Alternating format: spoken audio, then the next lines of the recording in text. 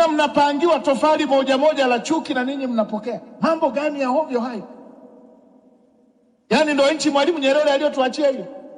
Mwalimu katuachia nchi ambayo hatuulizani kabila, hatuulizani dini. Ikifika Krismasi, watoto wote wa Wakristo na Waislamu wananunua nguo mpya wanaenda kwenye Krismasi. Ikifika mwezi mtukufu, hata mimi wanavaa kanzu, siku nyingine nakaribishwa kuanza kufuturu kuliko hata waliofunga. Hiyo ndio Tanzania. Leo hii tunataka tuanze kuulizana kwamba akitokea mtu yeye ni Muislamu akitengeneza wimbo wa kwaya aambiwe wewe kwa nini umewatengenezea hawa wimbo? Mambo gani hayo tunataka kwenda? Msanii hivi kwenye kampeni tu. Simba wakiwa na Simba Day, msanii anaenda, yeye ni shabiki wa Simba.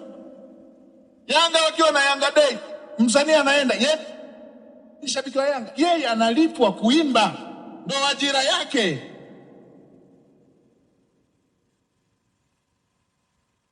Kuna mtu mmoja tu kaishiwa maarifa, anataka Tanzania igawanyike, na sisi tunataka kuunga mkono upuzi wa aina hii.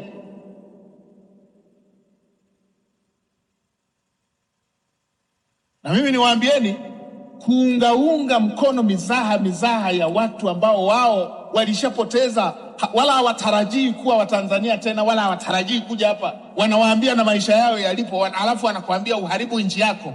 Hii ina madhara mabaya sana.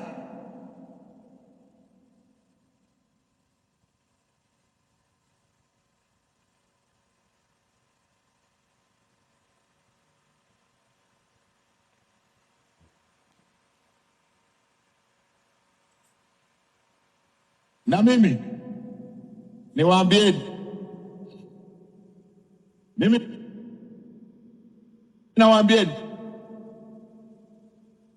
Mheshimiwa Rais amesimama kidete na ametoa mwongozo wa namna ya kushughulikia masuala yanayohusu nchi yetu. Watanzania, twendeni tumuunge mkono. Twendeni